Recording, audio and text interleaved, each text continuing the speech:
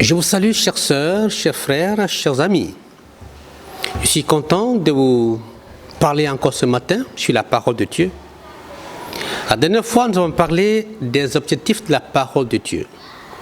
Qu'est-ce qu'elle veut accomplir dans notre vie? Nous disions que la parole de Dieu nous révèle Dieu. On ne peut pas connaître Dieu sans connaître sa parole. Nous disions également que la parole de Dieu nous régénère. Elle fait de nous des hommes et des femmes selon le cœur de Dieu. Également, la parole de Dieu nous sanctifie. C'est elle qui nous montre nos tares, nos faiblesses, nos péchés. Et elle donne également la voie à suivre pour plaire au Seigneur. La parole de Dieu nous oriente même dans nos prières. Quelquefois, on ne sait pas trop ce qu'il faut demander à Dieu. Mais dans sa parole, nous avons des orientations pour voir comment prier et plaire au Seigneur et ainsi être exaucé. Nous avons aussi dit que la parole de Dieu, elle nous éclaire sur bien de sujets. On est tout à fait bleu, on ne sait pas que faire. Mais la parole de Dieu nous enseigne, elle nous oriente, elle nous montre ce qu'on doit faire pour être dans la volonté de Dieu. Parce que le cœur de l'homme est rempli de projets, mais seule la volonté de Dieu va s'accomplir. La parole de Dieu aussi, elle nous fortifie dans notre foi. Et aussi, la parole de Dieu nous communique la crainte de Dieu, c'est-à-dire le respect qui est dû à notre Seigneur. Aujourd'hui, pour aller dans ce même sens, nous parlons de grandir dans la parole de Dieu. Et on lit 1 Pierre, chapitre 2, verset 2.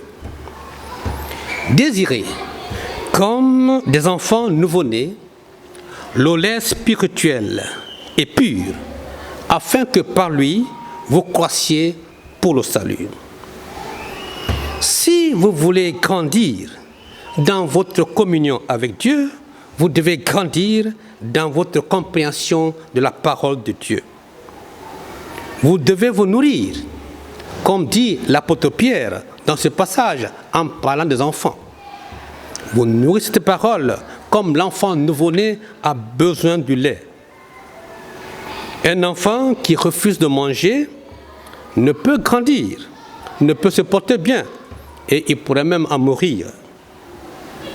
Et pour se nourrir, il y a deux manières. Soit on te nourrit ou tu te nourris toi-même. Et j'aimerais aller dans ce sens où toi-même tu dois te nourrir en tant que chrétien ou chrétienne mature. Comment te nourrir? Naturellement, se nourrir de la parole de Dieu. Pour commencer, il faut toujours commencer par la prière. Demander à l'Esprit de Dieu de t'orienter dans ce que tu dois faire, de t'aider à comprendre sa parole. Parce que le Saint-Esprit est le rédacteur en chef de la parole de Dieu. Après la prière, choisissez un passage biblique et lisez-le. Dans 1 Timothée chapitre 4, verset 13, il est écrit « Jusqu'à ce que je vienne, applique-toi à la lecture, à l'exhortation, à l'enseignement. » Vous devez lire la parole de Dieu quotidiennement. Vous en avez besoin. Nous tous avons besoin. C'est la nourriture de notre âme.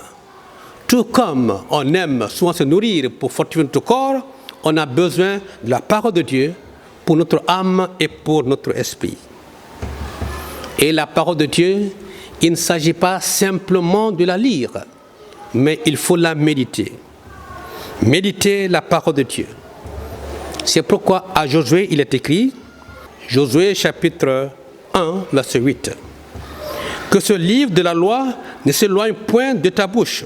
Médite-le jour et nuit pour agir fidèlement selon tout ce qui est écrit, car c'est alors que tu auras du succès dans tes entreprises.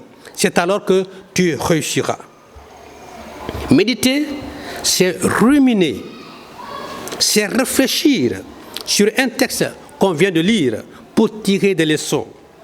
Méditer, c'est une réflexion, une analyse profonde de la parole de Dieu, en vue d'en tirer profit.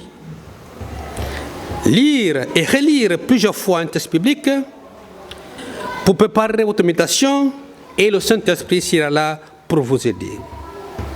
Une fois que vous avez choisi votre texte, vous l'avez lu, vous l'avez relu, vous avez médité, pour savoir ou tester votre compréhension, vous pouvez vous poser certaines questions. La première question, à savoir, que nous enseigne ce passage sur la personne de Dieu, de Jésus-Christ ou du Saint-Esprit? Partout dans la Bible, il est question de Dieu, du Fils de Dieu et de l'Esprit de Dieu. Qu'est-ce que ce passage nous enseigne par rapport à ces choses? Deuxièmement, y a-t-il un exemple à suivre ou à ne pas suivre? La parole de Dieu nous avertit et nous oriente et nous montre ce qu'on doit faire et ce qu'on ne doit pas faire. Est-ce que dans ce passage que je viens de lire, il y a des orientations comme ça, un exemple que je dois suivre ou ne pas suivre? Nous devons le savoir. On peut se poser encore d'autres questions. Y a-t-il un ordre auquel je devrais obéir ou une invitation à changer ma façon de penser et ma façon de vivre? Souvent, nos pensées, nos actions ne sont pas selon le cœur de Dieu. Et la Bible ne passe pas à côté. Elle nous dira exactement ce qui ne va pas. Est-ce que ça t'interpelle à changer ta façon de penser ou d'agir? Il faut répondre à telle question. Tu peux te poser encore d'autres questions pour mieux comprendre la parole de Dieu. Y a-t-il un encouragement ou une promesse que je peux m'approprier? La parole de Dieu est le message de Dieu à chacun de nous de façon personnelle.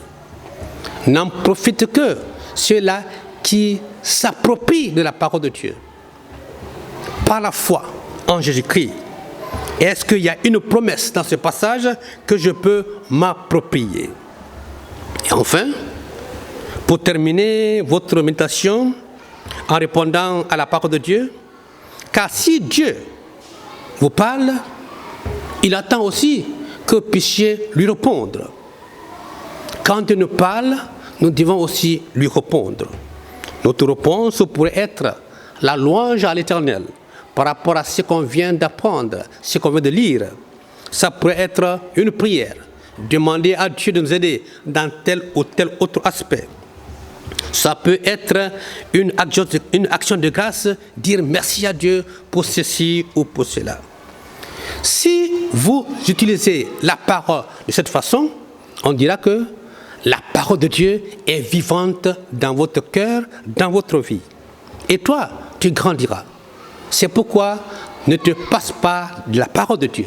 Surtout en ce temps de confinement, nous avons tellement de temps pour lire la parole, la méditer et en tirer profit.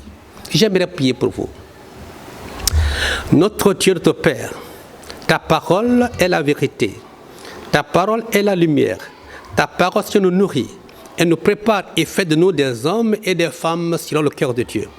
Pendant ces temps de confinement, nos frères et nos sœurs n'ont pas de pasteurs devant eux pour étayer ta parole. Mais ton Saint-Esprit est là pour les aider. C'est pourquoi, Père, toutes les fois qu'ils ouvrent cette parole, que l'Esprit soit là pour les aider à la comprendre, mais aussi et surtout à la mettre en pratique. Bénis chacun d'eux. On a prié en ton nom Jésus. Amen.